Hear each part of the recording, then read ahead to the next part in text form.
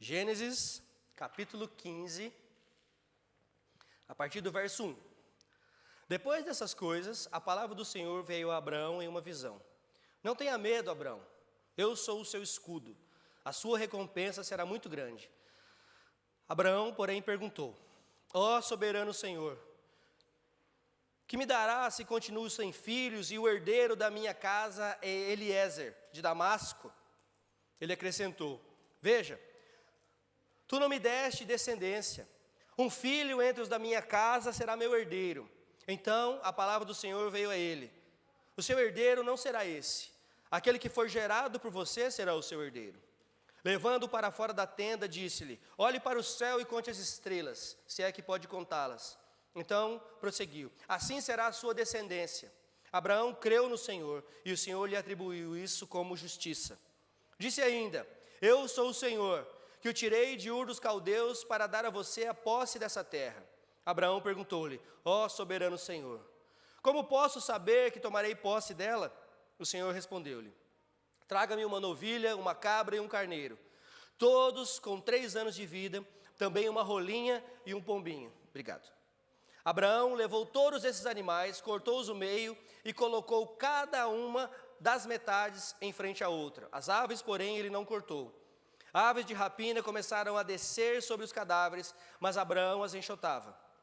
Ao pôr do sol, um sono profundo caiu sobre Abraão. E eis que vieram sobre ele trevas densas e apavorantes. Então o Senhor lhes disse: saiba com certeza que a sua descendência será estrangeira em uma terra que não lhes pertencerá. Também serão escravizados e oprimidos por 400 anos. Eu, porém, castigarei a nação a qual servirão como escravos, e depois de tudo sairão com muitos bens. Quanto a você, irá em paz aos seus antepassados e será sepultado em boa velhice. Na 4ª geração, os seus descendentes voltarão para cá, porque a maldade dos amorreus ainda não atingiu o seu auge. Quando o sol se pôs e veio a escuridão, eis que um fogareiro esfumaçante, com uma tocha flamejante, pousou entre os pedaços dos animais. Naquele dia, o Senhor fez a seguinte aliança com Abraão: a sua descendência dei essa terra, desde o ribeiro do Egito até o grande rio, o Eufrates. A terra dos queneus, dos quenezeus, dos cadomneus, dos hititas, dos ferezeus, dos refaíns, dos amorreus, dos cananeus, dos gigazeus e dos jebuseus. Amém. Cheio de eus, né? Vamos orar? Senhor Deus e Pai, mais uma vez te damos graças por cada vida que o Senhor trouxe aqui. Obrigado mais uma vez por estarmos aqui reunidos no Teu nome, para Te adorar, para aprender mais do Senhor. Hoje, através da Tua palavra, mais uma vez, fala ao nosso coração, ao nosso ouvido, à nossa mente, ao nosso espírito, e que possamos estar realmente atentos ao que o Senhor tem a nos ensinar essa noite, Senhor. Fala conosco mais uma vez, em nome de Jesus nós oramos. Amém. Amém. Irmãos, lembrando que nós começamos uma nova série na semana passada, série que eu intitulei de Seja Obediente. Nós vamos estudar um pouquinho sobre a vida de Abraão, sobre algumas etapas da vida de Abraão. E na semana passada, para começar, nós vimos o exemplo do pai da fé de Abraão, como ele tinha acabado de sair de Harã, sem saber para onde ele ia. Ele estava apenas apoiado na promessa que ele recebeu: vá para uma terra que eu te mostrarei. Agora, em Gênesis 15, alguns anos já se passaram, né? Abraão está mais velho, Sara continua sem filhos. A grande nação que Deus prometeu não avançou sequer 1 centímetro. Continua tudo igual. Abraão, então, saiu da sua casa por fé e agora ele precisa continuar caminhando pela mesma fé. Só que sem a emoção da partida para sustentá-lo. Explico. O que isso nos ensina? Ensina que é muito mais fácil confiar em Deus no momento que Ele te promete algo. O difícil é continuar confiando em Deus quando Ele passa anos em silêncio e a sua promessa ainda não chegou. Essa é a parte difícil. Fácil é crer e confiar quando Ele promete, não é verdade? Você sai todo feliz, igual Abraão. Bora, Deus prometeu, vamos embora, vamos lá conquistar essa terra. E aí passa anos, e isso ainda não aconteceu. É sobre isso que eu quero falar essa noite. E eu quero começar falando sobre uma fé que ainda faz perguntas, porque Abraão fez perguntas a Deus. Nós vamos ver também alguns outros que fizeram, ok? Então Gênesis 15 começa com Deus dizendo a Abraão. Veja, Deus começa aqui a falar com Abraão, é Deus quem puxa o assunto. Não tenha medo, Abraão. Eu sou o teu escudo e grande será a sua recompensa. E a resposta de Abraão surpreende quem espera dele uma fé sem atrito. Abraão podia ter falado, obrigado Senhor, glória a Deus, aleluia, eu confio nas promessas, vamos em frente. Eu e você faria isso, né? Não, não faria. Nós fazíamos exatamente, se não pior, do que Abraão fez. Né? Abraão diz, ó soberano Senhor, que me darás se continuo sem filhos e o herdeiro que possui Eliezer de Damasco? Ou seja, Abraão está como se fosse cobrando, como se fosse não, está mesmo, cobrando a Deus a promessa. Cadê o filho que o Senhor ia me dar? Cadê o filho da promessa que o Senhor ia me dar, que o Senhor falou que ia tornar em grandes nações? E isso não é uma oração bonita de devocional. É, na verdade, uma reclamação. Abraão está literalmente, com todas as letras, cobrando a Deus acerca da promessa, que ainda não se cumpriu. E o mais importante aqui é que Deus não repreende essa pergunta, mas Deus responde essa pergunta ao longo do capítulo que nós lemos. Nós precisamos parar de confundir, irmãos, fé com ausência de perguntas. Do mesmo jeito que nós precisamos parar de confundir fé com ausência de problemas.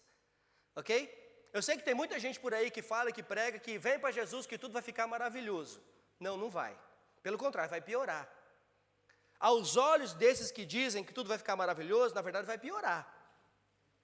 Na verdade, a palavra é, vem para Jesus que vai ficar ruim para você. Se nós olharmos com os olhos mundanos, mas se nós olharmos com os olhos que nós temos que olhar, com os olhos espirituais, vem para Jesus que vai ficar tudo bem. Amém? Aí sim. Então, Deus, de novo, Ele não responde a pergunta. Aliás, Ele não repreende a pergunta, desculpa, mas Ele responde ela ponto a ponto. Então, de novo, precisamos parar de confundir a fé com a ausência de perguntas. Veja, o salmista, no Salmo 31, ele diz, no Salmo 13, desculpa, no Salmo 13 ele diz, até quando, Senhor? Esquecer-te-ás de mim para sempre? Jó, em meio à sua turbulenta vida,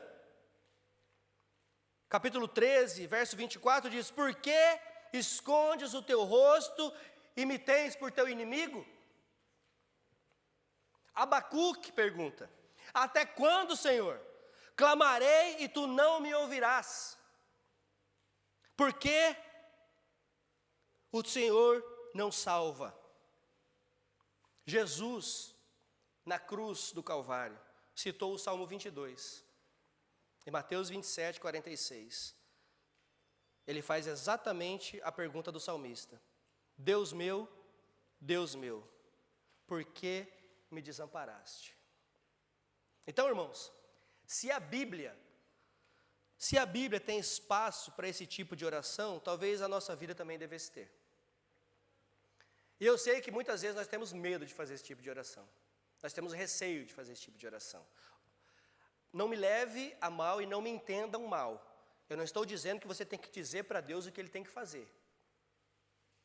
Sabe essa confissão positiva que tem por aí? Eu ordeno que o Senhor faça? Isso é tudo, menos evangelho. Isso é tudo, menos bíblico. Esse negócio de confissão positiva é tudo, menos bíblico. Ah, eu rejeito. Ah, eu ordeno. Ah, eu declaro. Cuidado. Não é nada disso que eu estou dizendo. Não é nada disso que eu estou dizendo. O que eu estou dizendo é que sim, nós podemos fazer perguntas. Calvino, quando comentou os salmos de lamentação, ele dizia que uma das razões pelas quais os crentes continuam servindo a igreja é que ali o povo de Deus não esconde as suas dores. Essa franqueza, mesmo quando soa como queixa, não é o oposto da fé. É a fé encontrando palavras. Então, quando nós nos queixamos, muitas vezes, é a nossa fé encontrando palavras para falar algo que nós não conseguimos dizer. Expressar algo que nós não conseguimos expressar. Fé não é ausência de perguntas. É confiar naquele a quem você faz as perguntas, mesmo quando ele ainda não te respondeu. Isso é fé. Entendeu? Fé não é ausência de pergunta. Fé é confiar naquele que você faz as perguntas, mesmo quando ele ainda não te respondeu. Isso é fé. E isso muda totalmente a forma como olhamos para alguém aqui na igreja, ou alguém que você conhece, que está com o coração cansado, que está orando a mesma oração há meses, há anos, sem ver a resposta. Não é falta de fé perguntar até quando. É falta de fé desistir de perguntar e parar de acreditar no Deus que promete. Isso é falta de fé. E aí nós vamos para o nosso segundo ponto, que está dos versos 4 a 6. É o silêncio que é confundido com ausência. Sabe aquelas vezes que você se pergunta erroneamente: ai Deus, onde está o Senhor? O Senhor me abandonou. Ele não está ausente. Deus não está ausente, Deus não é ausente. E nós muitas vezes confundimos silêncio com ausência. Repare com Deus, dizendo a Abraão, logo depois de não temas. O que ele diz? Leia o verso.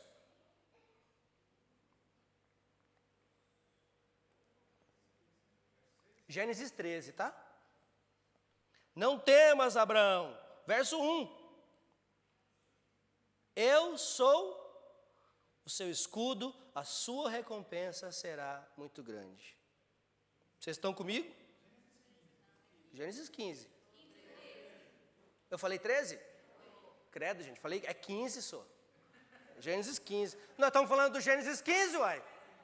Desculpa, é 15. Por isso que vocês não acharam, né? Desculpa.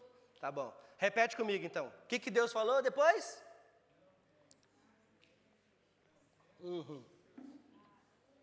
Então, veja, Deus não escolhe para falar com Abraão no momento que ele está tranquilo, né? Ele escolhe um momento em que o medo já apareceu, para que Deus fale para Abraão, não temas, é porque ele já estava com medo, ele já estava confuso, já estava querendo desistir talvez. E isso aqui já diz algo sobre o silêncio de Deus. Nós tendemos a interpretar os períodos sem resposta visível com períodos de abandono.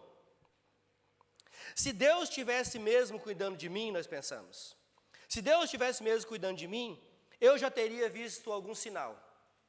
Nós pensamos assim. Mas o silêncio de Deus nunca foi na Bíblia sinônimo de ausência de Deus. Foi sempre um espaço em que a fé é forjada, não abandonada. Nós temos um espaço. Se você abrir a sua Bíblia entre o Antigo e o Novo Testamento, tem uma folha em branco. Não tem? Você lê a Bíblia, né? Que bom. Entre o Antigo e o Novo Testamento tem uma folha em branco. Quanto tempo de silêncio existe ali? 400 anos de silêncio. Isso quer dizer que Deus abandonou? Isso quer dizer que Deus abandonou? Deus deixou de ser Deus? Deus deixou de... falou assim, acabou, não quero mais saber desse povo, não quero mais promessa nenhuma, quebrei, pronto, acabou. É isso? Não. O silêncio de Deus não é abandono. Tanto que depois de 400 anos nós temos a melhor de todas as promessas do Senhor, que é o Cristo revelado, que é o Cristo encarnado. Então nós tendemos a interpretar períodos sem resposta como um abandono. Mas o silêncio de Deus nunca foi sinônimo de ausência. Há uma ideia que aparece com frequência também nos pensamentos de Spurgeon. Quando ele fala sobre esse tipo de espera, ele diz: não nos cansaríamos tanto de esperar em Deus se lembrássemos de quanto tempo e com quanta graça Ele esperou por nós antes de nos chamar. E isso faz muito sentido. Abraão esperou anos por um filho. Deus esperou séculos de idolatria antes de chamar Abraão. Não é isso? Nós esperamos algumas promessas que nós achamos às vezes que Deus fez e que Ele não fez. Mas as promessas que Ele fez de fato, que ainda não se realizaram, nós queremos para ontem. Quanto de paciência Deus tem tido e teve conosco, antes de nos salvar, de nos chamar verdadeiramente.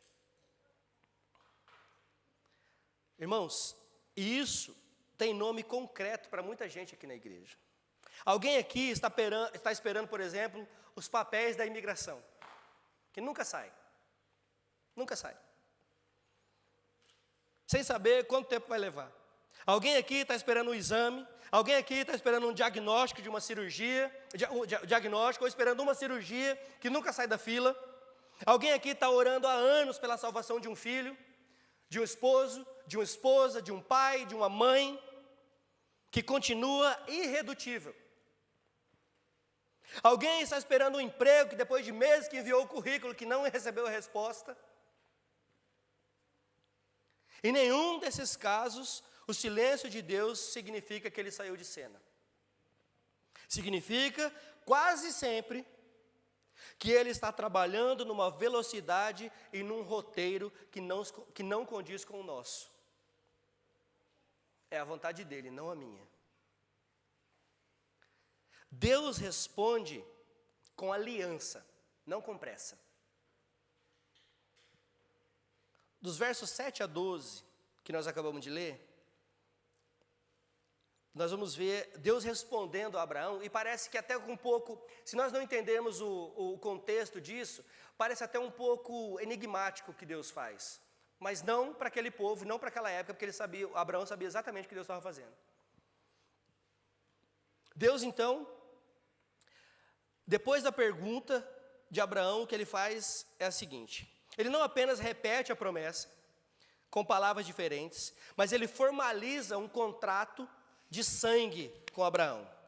O que os antigos chamavam de cortar uma aliança. Está nos versos 9 a 11 do texto que nós lemos, e também nos versos 17 e 18. Ok? Era costume da época, quando duas pessoas faziam uma aliança, um pacto, ok? Eles matavam animais e caminhavam juntos por entre as carcaças dos animais partidos. Como quem dissesse o seguinte: que aconteça comigo a mesma coisa que aconteceu com esses animais se eu quebrar minha promessa com você.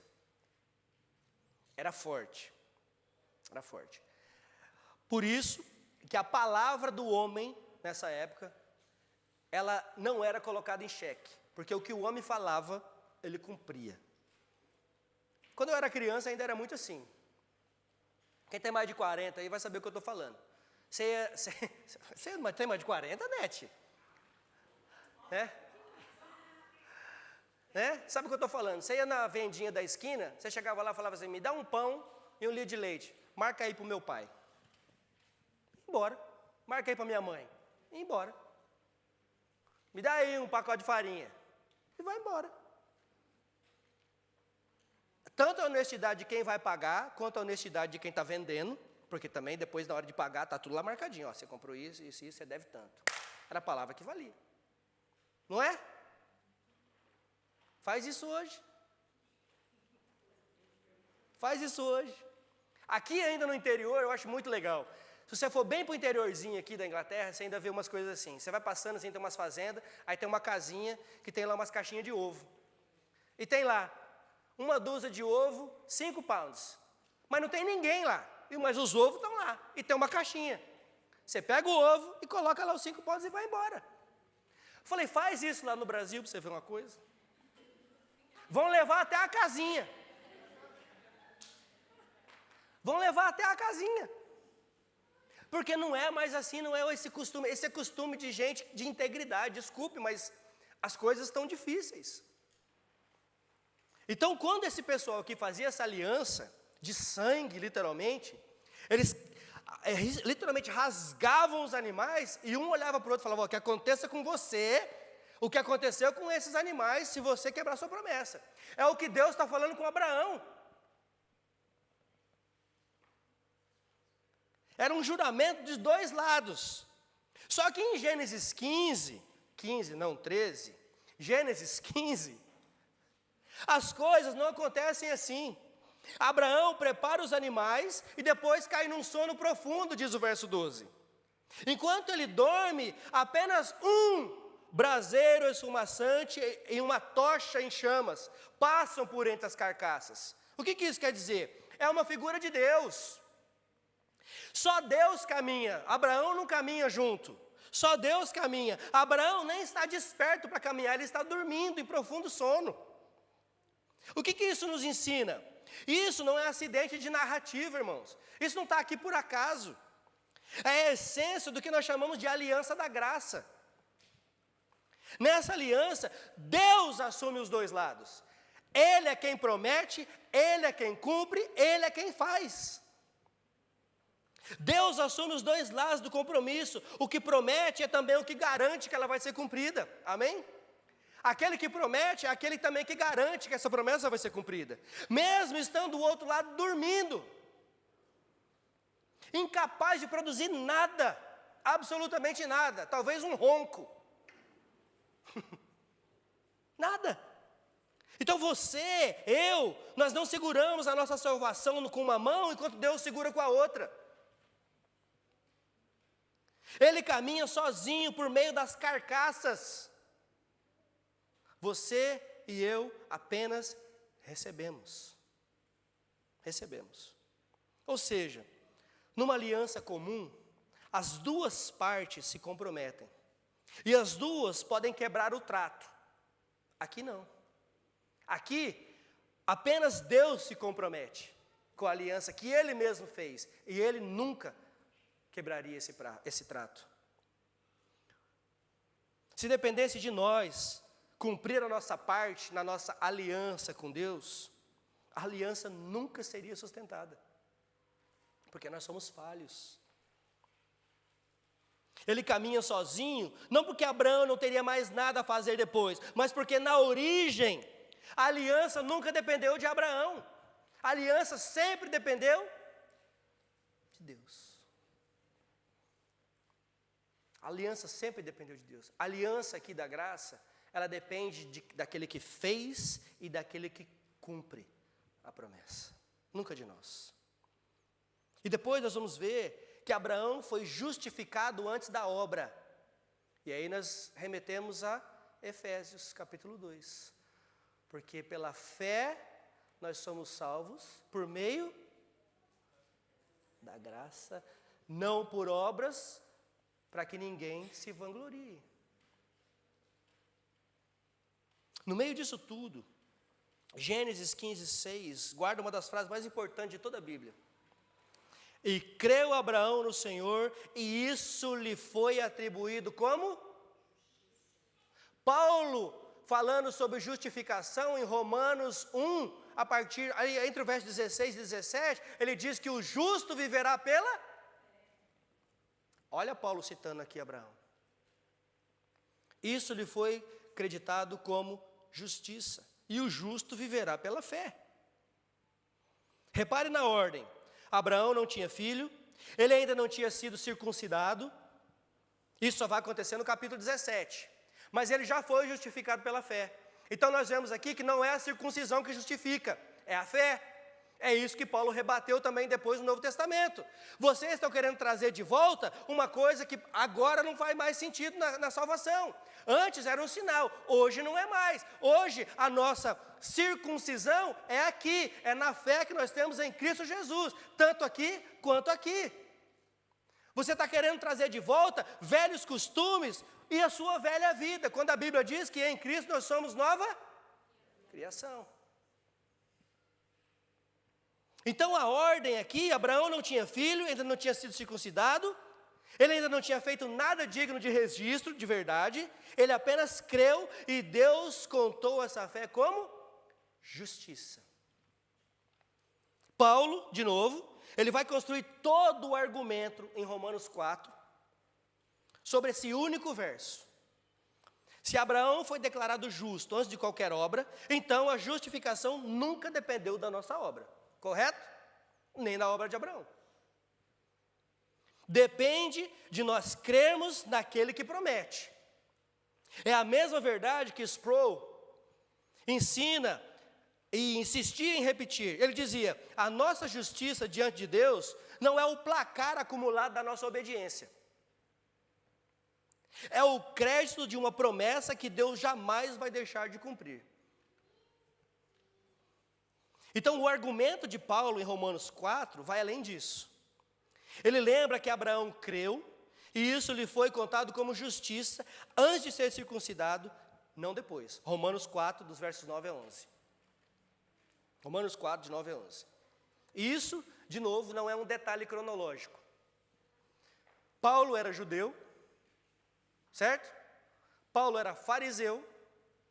Como diz o pastor Hernandes Dias Lopes, Paulo era um judeu puro sangue.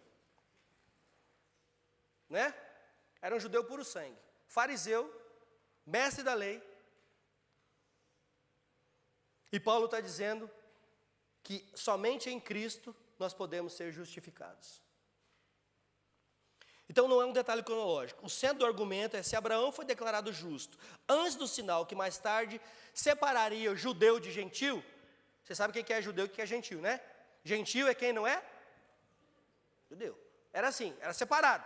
Tanto que na época de Jesus, uma das coisas que ele foi mais criticado é porque ele se sentava com gentios. Depois, Pedro, inclusive os discípulos, os apóstolos de Jesus, e um deles especificamente Pedro e Paulo, tiveram uma divergência justamente por causa disso. Porque Pedro queria pregar para os... Pedro queria pregar para quem? Para os gentios. E Paulo falou, desculpa, os judeus, vocês estão me confundindo. Para de confundir, Adriano. Pedro queria pregar para os judeus. E Paulo falou: não, nós vamos pregar para os gentios também. Porque a salvação tem que ser para todos os povos. Tem que ser espalhado para todo mundo. E Pedro, não, só o gentio, tentando agradar ali ainda o pessoal. E Paulo falou: não, vamos pregar para todo mundo. E eles tiveram uma pequena divergência, mas depois foi resolvido. Então aqui o detalhe não é cronológico, não. O que separaria o gentil de judeu, agora foi unido em Cristo Jesus. Ok? Como o próprio Paulo também argumenta em Gálatas, capítulo 3, verso 26. Se vocês, olha isso, olha o argumento de Paulo de novo em Gálatas. Se vocês são de Cristo, são descendência de Abraão e herdeiros segundo a promessa. Que promessa foi essa? De uma grande nação. A justificação pela fé, ela nunca foi privilégio de um povo sobre o outro. Ok? Desde Gênesis 15, foi o único caminho aberto a qualquer nação. Isso deveria aliviar e não pesar para nós. Sobre quem está esperando, por exemplo. Você não está sendo justo diante de Deus por aguentar a espera com dignidade suficiente, porque nós não fazemos isso. Você já foi declarado justo pela fé em Cristo Jesus, antes mesmo de saber como a sua história iria terminar. Isso deveria trazer para nós alívio. A espera não é o exame que você precisa passar para ganhar o favor de Deus. Na verdade, o favor de Deus você já tem, que é o próprio Senhor Jesus. E esse favor, ele tem nome. Vocês podem repetir, por favor? Como é que é o nome desse favor? Jesus. É o nome desse favor. Então, Cristo, Ele é o sim e o amém de toda a promessa, como diz Paulo. A cena da aliança, em Gênesis 15, aponta para além de Abraão. Se ali só Deus caminhou entre os pedaços dos animais, na cruz, esse padrão se repete de um jeito ainda mais definitivo. Só Cristo atravessou o juízo que a aliança quebrada exigia. O Cordeiro imaculado, o Cordeiro santo de Deus, aquele que tira o pecado do mundo. Só Ele podia fazer isso. Nós, como Abraão, nós dormíamos. Ou ainda como Paulo diz, nós éramos mortos em nossas transgressões e pecados. Antes, como Abraão, nós dormíamos incapazes de caminhar por conta própria, por aquele caminho de sangue. Ele caminhou sozinho, Jesus, caminhou sozinho, para que a aliança se cumprisse inteira, do lado de Deus e do nosso lado ao mesmo tempo. Porque em Cristo, nós nos tornamos justificados perante de Deus. Essa é a teologia da justificação. Ele tomou sobre si a nossa culpa.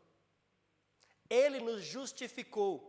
Eu já usei esse exemplo e vou usar mais uma vez. É como se você tivesse sido condenado à morte. Você estivesse no paredão da morte e os fuzileiros estão aqui prontos para te matar. E Cristo vem e fala, não, eu morro no lugar deles. Isso é justificação. Eu assumo a culpa deles. E alguém diz, mas você é inocente. E Cristo fala, não interessa, eu assumo a culpa deles. Mas eles são culpados, eles merecem morrer. E ele diz, não interessa, eu assumo a culpa deles. Isso é justificação. Foi exatamente o que Cristo fez na cruz. Spurgeon, mais uma vez, ele pregava sobre isso como uma imagem parecida de um documento. Dizia que cada promessa de Deus já vem com a garantia de quem promete. Toda promessa de Deus já vem selada, assinada, com a garantia de quem promete. Lembra de Efésios 1:13? Efésios 1:13 diz que você ouviu o evangelho da salvação, o Espírito Santo então te abre o entendimento, e então você crê no evangelho da salvação, então você é selado com o Espírito da promessa. Esse é o selo de Deus. Esse é o selo de Deus. Nenhuma promessa feita a Abraão, irmãos, ou a nós, depende de nós reunirmos a nossa fé, a nossa obediência, a nossa paciência para podermos resgatá-la. Depende só de quem assinou, de quem selou a promessa, do próprio Deus. E é exatamente isso, de novo, que Paulo escreve aos Coríntios. Paulo, escrevendo aos Coríntios, ele relembra eles disso. 2 Coríntios, capítulo 1, verso 20, diz, pois todas as promessas de Deus, por muitas que sejam, têm em Cristo o seu sim. E por isso dizemos, amém, por meio dele, para a glória de Deus. Todas as promessas de Deus em Cristo são sim e amém, para a glória de Deus.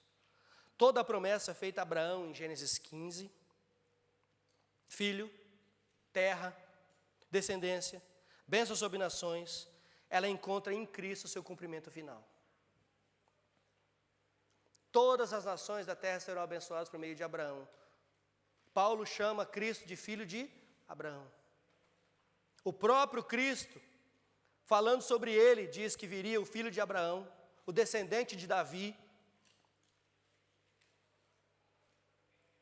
Nenhuma promessa de Deus fica pendurada, irmãos, esperando indefinitivamente por uma resposta que talvez não venha. Cada uma delas já tem um sim assinado. A pergunta para nós é, que tipo de promessa que nós temos crido? Muitas vezes nós cremos que promessa que Deus não fez, nós falamos que Deus que fez, mas não foi Deus que fez. Nós que imaginamos essa promessa, ou alguém que te falou uma promessa que não foi Deus que fez.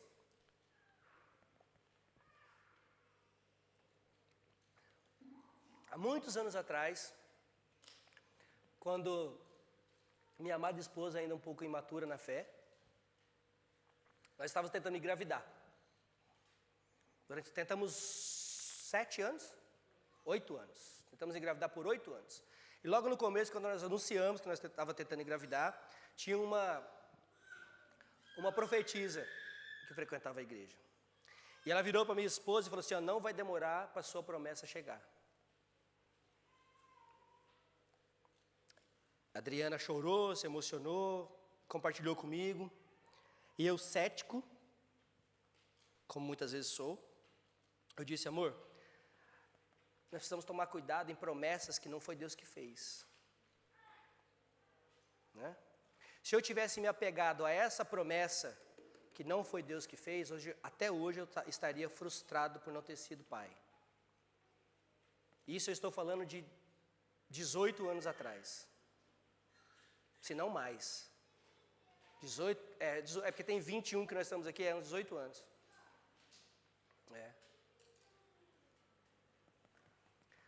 Vocês estão entendendo o que eu estou dizendo? Não se apeguem nesses tipos de promessas. Apeguem-se nas promessas da Bíblia, porque tudo que havia para ser revelado a nós, foi revelado na palavra do Senhor. Amém?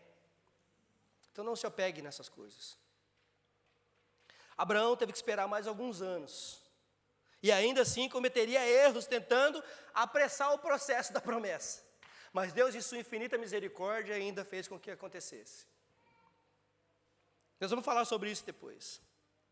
O que isso significa para nós? Significa que a fidelidade de Deus, ela não depende de quão rápido as coisas aconteçam aos nossos olhos. Ela já está selada em Cristo Jesus. Séculos antes mesmo de nós nascermos. Então, irmãos, talvez você aí esteja agora mesmo, no meio de uma espera, que já dura mais do que você gostaria de esperar. Abraão também estava. Gênesis 15 não promete que esse silêncio vai acabar essa semana. Promete algo muito mais firme, muito mais sólido. Que enquanto ele durar, você não está sozinho dentro dessa promessa. Então, talvez nós precisamos voltar a fazer as perguntas. Se há meses você ora a mesma oração, sem palavras novas, você só se repete, porque já não sabe mais nem o que pedir. Coloque em palavras o que você sente diante de Deus. Não existe problema nisso. Abraão fez isso e não foi repreendido. Jó fez isso e não foi repreendido. Abacuque fez isso e não foi repreendido. Deus só lembrou, no caso de Jó, Deus só lembrou, viu? Onde é que você estava mesmo quando eu criei tudo isso aqui? E Jó falou, ups.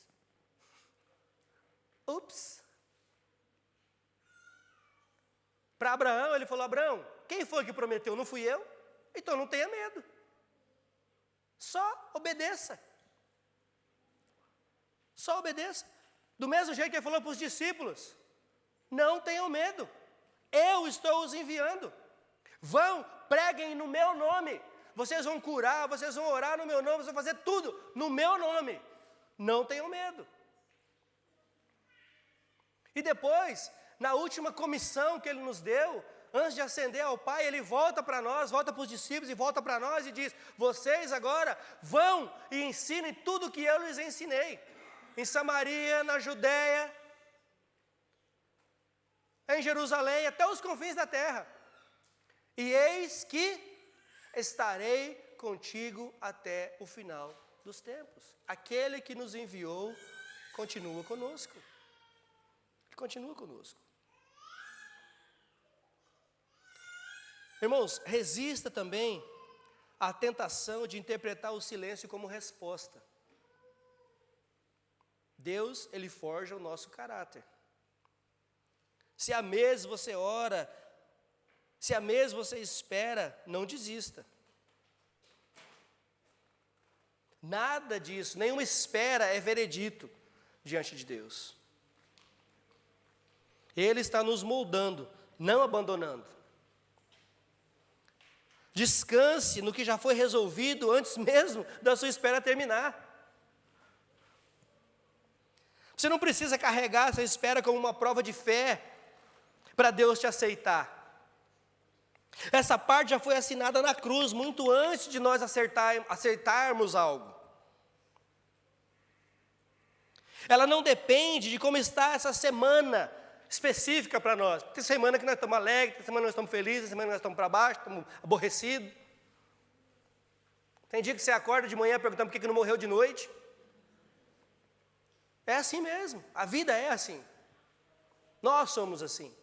Nós somos instáveis. Hoje nós amamos, amanhã não amamos mais. Hoje nós estamos alegres, amanhã não estamos mais.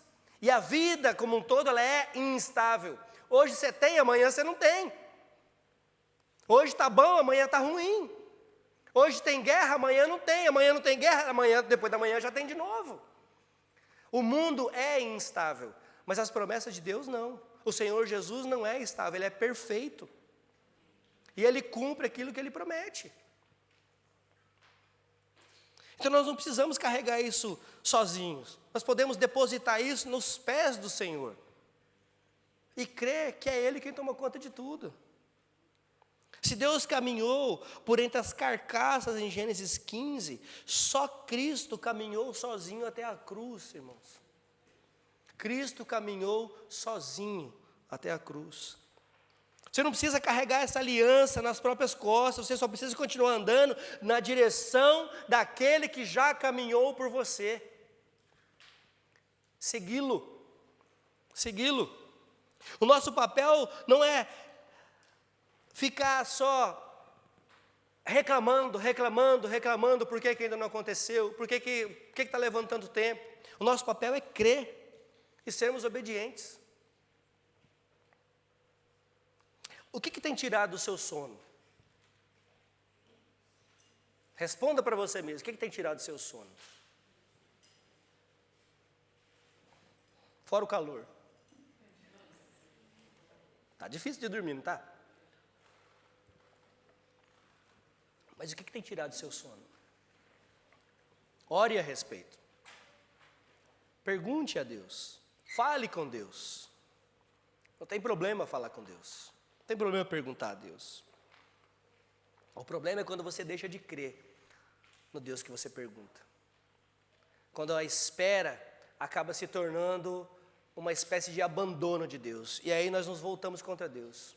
E aí as coisas começam a dar errado e aí nós culpamos a Deus. E aí as coisas começam a dar mais errado ainda e nós culpamos a Deus mais ainda. E quando nós vemos, nós já estamos longe de Deus, longe da igreja de Deus, longe do povo de Deus, estamos caminhando sozinho e colocando a culpa em Deus, quando a culpa na verdade é só minha. A culpa é só minha. Então, irmãos, para o nosso encorajamento, aquele que prometeu é fiel para cumprir até o dia de Cristo Jesus. E graças a Deus por isso. Graças a Deus que a nossa fé não depende nem de nós mesmos. Até a nossa fé foi nos imputada por Ele. Até a fé que nós temos foi nos dada por Ele. Graças a Deus que nós não precisamos ser ancorados naquilo que nós temos, naquilo que nós cremos. De novo, aquilo que nós achamos, mas a nossa fé está ancorada no nosso Senhor que prometeu e que é fiel para cumprir. Amém? Então que Deus nos abençoe, que nós possamos nos lembrar do primeiro verso que nós lemos. Não temas, não temas, eu estou contigo. Amém? Vamos orar.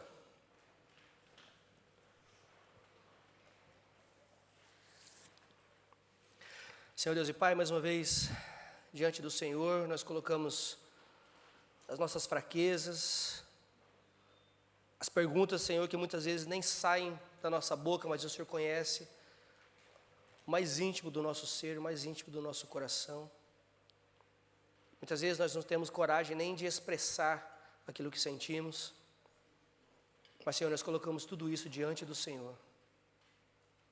As nossas emoções, as nossas mazelas, os nossos pecados de estimação, muitas vezes, que nós não queremos largar. Senhor, o Senhor já venceu por nós na cruz do Calvário. O Senhor já selou o teu povo com a tua promessa. E o Senhor já a cumpriu em Cristo Jesus.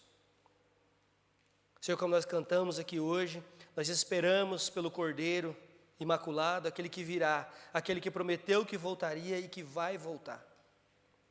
E quando esse dia chegar, toda língua confessará, todo joelho se dobrará reconhecendo que o Senhor é Deus. Até que esse dia chegue, Senhor, nós oramos como igreja, que o Senhor trabalhe no nosso caráter, trabalhe nas nossas emoções, trabalhe, Senhor, na nossa ansiedade, e que possamos olhar para o Senhor e confiar somente no Senhor. Que o Senhor abençoe a cada um que está aqui essa noite, a cada um que está nos assistindo também, na sua ansiedade, na sua espera, que parece que nunca vai chegar ao fim. Fortalece nas orações, que parece que nunca serão atendidas, ó Pai, mas que eles possam confiar que é tudo no seu tempo e segundo a sua vontade, Senhor Deus.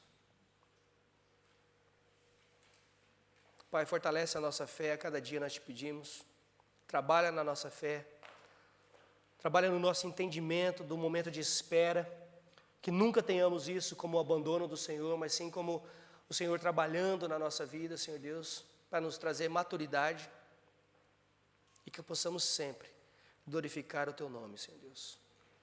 Em nome de Jesus, ó Pai, nós oramos e te agradecemos. Amém. Amém.